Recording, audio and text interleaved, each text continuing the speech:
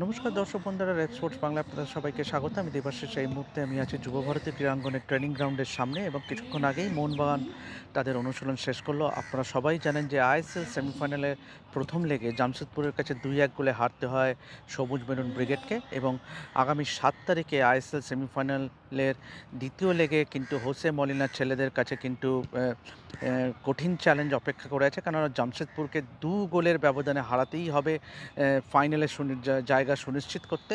তবে এই মুহূর্তে যেটা মলিনার কাছে যেটা সবথেকে স্বস্তির বিষয় সেটা হলো আপুইয়ার সুস্থ হয়ে ওঠা।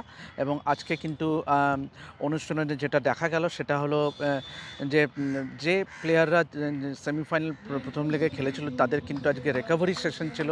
তারা সাইড লাইনের ধারে ওয়েট ট্রেনিং করে রিকভারি করে কিন্তু উঠে গেলেন, এবং তবে আপুইয়ার খবর যেরকম স্বস্তি দেবে মোহনবাগান সমর্থকদের, পাশাপাশি কিন্তু আশঙ্কা বা বলা যায় যে ধোঁয়াশা কিন্তু মনভীর সিংকে নিয়ে, কেন মনভীরের যে চোটটা আছে সেটা কিন্তু এখনও রিকভার করেনি, এবং আজকেও কিন্তু দেখা গেল তার যে কুচকির ওপরে যে যে একটা চোট আছে সেখানে ব্যথা অনুভব করছেন, এবং তাই জন্যই কোনো ঝুঁকি নিলেন না কোচ মলিনা।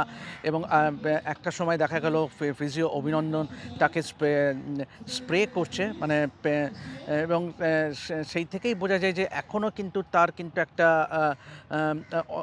অস্বস্তি আছে চোটটা নিয়ে, এবং সেই জন্যই কিন্তু আজকে মোহনবাগান কোচ কিন্তু আজকে ঝুঁকে নিলেন না মনভীরকে প্র্যাকটিসে নামিয়ে। তবে পাশাপাশি কিন্তু স্বস্তি এইটাই যে আপুইয়া কিন্তু পুরোপুরি প্রায় ফিট এবং বলা যায়, এবং খুব বড় কিছু অঘটন না ঘটলে আপুইয়াকে কিন্তু প্রথম একাদশে রাখতে পারেন কোচ হোসে মলিনা, এবং আপুইয়াকে রেখেই কিন্তু ঘুঁটি সাজাচ্ছেন মোহনবাগান কোচ। এবং আজকেও কিন্তু দেখা গেল যে বাকি যারা প্রথম লেগে সেমিফাইনাল প্রথম লেগটা খেলেনি তাদের নিয়ে যখন সিচুয়েশনাল ছোটো পোস্ট করে যখন সিচুয়েশনাল প্র্যাকটিস করাচ্ছেন তখন কিন্তু আপুইয়াকে দেখা গেল, এবং তারপরে কিছুক্ষণ পরে কিন্তু দেখা গেল আপুইয়াকে বাকি প্লেয়ারদের সঙ্গে স্প্রিন্ট টানতে, এবং সেখানে কিন্তু কোনো রকম অস্বস্তি বোধ করলেন না আপুইয়া, এবং সেই থেকে কিন্তু ইন্ডিকেশন ক্লিয়ার যে তিনি কিন্তু পুরোপুরি সুস্থ এবং ক্রমশ কিন্তু তিনি তৈরি সেমিফাইনাল সেকেন্ড লেগে খেলার ব্যাপারে। এবং এটা ডেফিনেটলি একটা স্বস্তির বিষয় মোহনবাগান